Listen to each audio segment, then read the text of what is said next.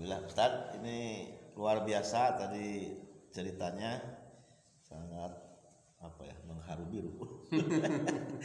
Dan memang banyak sih yang emang Allah perjalankan seperti itu ya, cuman modelnya kan lain-lain ya Ustadz ya.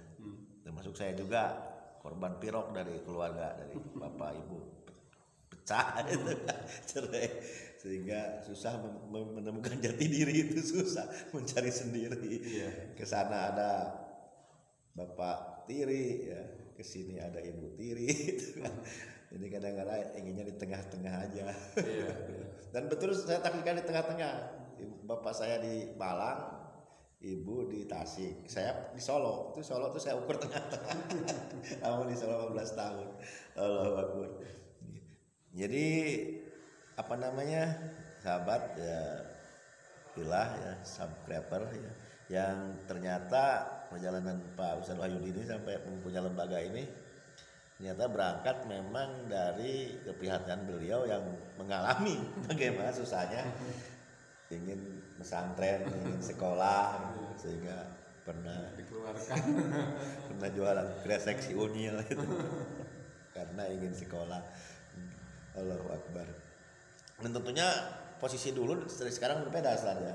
Kalau dulu kan tidak ada medsos ya, jadi susah untuk mencari mana sekolah yang gratis, terus mencari dana juga susah, orang itu kan harus door to door. Sekarang kan cukup online, kasihkan nomor rekening, kadang orang ngasih juga untuk menutup kebutuhan yang memang diperlukan oleh lembaga-lembaga tersebut. Inilah kekuatan dari media sosial yang ada sekarang. Ustadz, selanjutnya ke depannya nih, Allahu Akbar ya, ini kan saya lihat kalau udah bangunan udah hebat lah. Yang pernah ke belakangan ke sana. Udah ada saung-saung untuk mis. Ya. Ini ke depannya rencana nih bagaimana Ustadz? Dari antum sendiri nih. Ini soalnya dikelola sendiri, diurus sendiri. Iya, ini memang berat tapi gini, pertama kita istilahnya untuk mengelola yayasan ini kita kan terjun sendiri dengan istri. Kenapa? Kalau terjun sendiri tidak mengaksem, kalau pertama melangkah itu harus menggaji asat itu dari mana? Tidak ada, tidak mampu. Maka saya turun sendiri dengan program-program yang bisa saya jalankan. Contohnya habis asar kan dari pagi sampai siang, masa istilahnya anak-anak sekolah keluar. Dan untuk asar itu anak-anak store tahfidz lah, setoran hafalan sampai jam 5 gitu kan. Jam 5 berhenti, kemudian selanjutnya masuk maghrib. Nah, di sana ada materi pembelajaran, ada tauhid, ada fikih, ada apa sajalah yang bisa diajarkan. Kemudian habis isya sampai jam 8-an kita tasmi untuk murojaah dari semua yang ini. Kemudian jam 3 bangun tahajud, kemudian selanjutnya tatil Quran sampai subuh juga ada kajian lagi. Barusan juga Ustadz muncul masih baru beres kajian. Nah, itu diantara program yang di sini alhamdulillah cukup ketat, tapi ternyata berawal dari istilahnya sendirilah mengawasi, mengontrol. Kemudian selanjutnya program-program berikutnya bahwa kami di sini tidak akan melepas anak itu sebelum mandiri.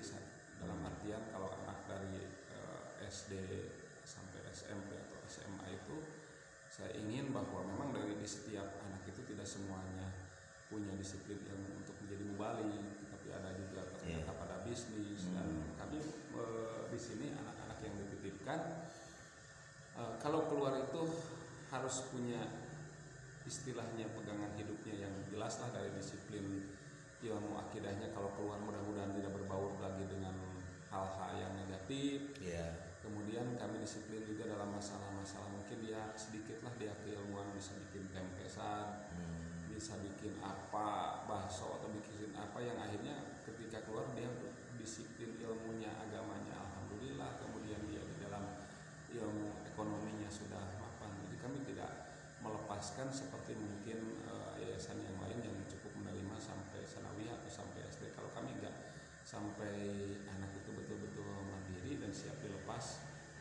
bahkan mungkin adakan kerjasama anak tersebut dan dipantau. Itu diantaranya jadi program kedepannya yayasan kami istilahnya akan membekali atau pondok kami akan membekali ilmu-ilmu agama dan ilmu-ilmu umum untuk jadi bekal dalam hidup. Nah itu di kami itu jadi seperti itu. Ya, sangat menggembirakan ya, banyak bermunculan lembaga-lembaga yang memang gratis. Nih, syukur alhamdulillah, terkhusus orang masyarakat Tasikmalaya, kabupaten, bahkan yang jauh-jauh juga mungkin lebih jauh mencari ilmu itu akan lebih hebat mungkin ya. Jadi karena prihatin jauh dari keluarga, santri-santri itu terkadang kalau yang jauh-jauh itu serius mungkin belajar, gak gampang pulang kan saja. Lebaran juga kadang karena ongkos mahal sehingga dimanfaatkan di pondok menghafal Al-Quran, menghafal hadis dan lain sebagainya. Alhamdulillah Ustadz, mungkin cukup sekian dulu nih bincang-bincangnya, ini mukadimah aja. Memperkenalkan Yayasan Al Hasan. Yeah. Kemarin saya berjalan dari mulai ada rumah tahfidz yang orang Madura itu. Yeah. Pak siapa katanya dulu anggota dewan dari PKS di Madura. Yeah. Bikin rumah tahfidz, beliau mah sistemnya itu tiap kecamatan kontrak rumah bikin. Gak disentralkan, sekarang lagi membangun masjid di Gobras. Alhamdulillah. Ustadz itu ya, subhanallah. Terus berjalan lagi ke pesantrennya Pak Umar Biki, kalau Lalu Susto juga. Sana kemarin ke Kawalu, Pak Kiai yang dari lulusan Kuda itu pusat, beliau masih ke Garut, ya. Baru berjalan lagi ke sini. Kemarin rencana ke sini batal terus. Karena pagi-pagi saya todong. Ampun tenang itu ngobrol lah. Ya, terima kasih Ustaz. Jadi alhamdulillah dengan adanya Ustaz Abu Nisa, Ustaz Ahmad Syed ini datang kemari, ini beliau rajin nih ngontrol kita dari cukup inilah. Ya tahu sendirilah perkembangan dari awal hanya punya masjid, kemudian berlanjut punya asrama putra putri, kemudian buka fasilitas, sekarang punya saung-saung anak-anak belajar. Ya seperti itulah perjalanannya, dan mudah-mudahan ya memang kami tidak mentargetkan anak untuk memberikan istilahnya pembiayaan gratis, tapi bagi yang lain para donatur kalau mau ini ya silakan aja. Tetapi kalaupun ini kami sudah bisa, insya Allah mudah-mudahan dengan izin Allah bisa semuanya berjalan dengan apa yang dikehendaki Allah. Silakan aja lah. Mungkin kalau ada sesuatu yang dibutuhkan kepada kami, hubungan dengan kami bisa hubungi dengan Ustaz Ahmad Syed atau di kontak saya sendiri boleh ya Ustaz? Iya boleh, nanti saya cantumkan di deskripsi dan di depannya itu apa namanya, di YouTube itu kan ada nomor telepon, nomor WA itu. Sangat ini sekali Ustaz. Makasih ini sahabat saya yang rajin ini. Jadi kalau segi usia antum teh berapa tahun sekarang? 52. Allahu Akbar. 52 ya. Saya 46. Masih jauh tapi masih muda beliau kelihatannya. kita menghadapinya enjoy saja Ustaz lah. Tapi kelihatan sehat Ustaz. Amin. Waktu saya pernah kesini itu antum kayak agak kurang sehat. Sisa Covid Ustaz. Ini pemandangan ke depan dari masjid ini enak, itu banyak gunung-gunung. Ya mau doanya saja. Doa saja dari pemirsa ya Ustaz ya. Mudah-mudahan dengan doa itu kan semuanya juga Allah Subhanahu wa taala. Kadang ini di hamparan saya ini adalah padang sawah yang luas ya. Luas. Lagi dihadapi oleh Yayasan Al Hasan, lagi dihadapi. Dibeli belum gitu. Masih punya orang. Ya Allah yang beli. Biar Allah yang beli lewat. Keajaiban ya. Subhanallah ya Allah. Amin ya Rabb ya. Mudah-mudahan apa yang dipaparkan pada pagi ini dan di-share di Edasipa channel ini selalu bermanfaat untuk yang mendengarkan dan menjadi referensi Ustaz.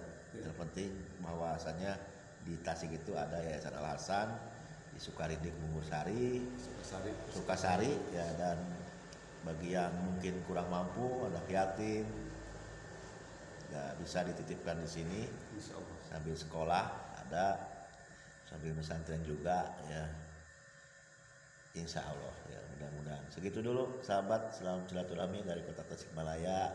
turun pisan ya, semoga kebaikan ini selalu kita diinfokan, diiklankan, jangan salah jangan kalah dengan keburukan gitu kan. Insya Allah. Assalamualaikum warahmatullahi wabarakatuh. Waalaikumsalam.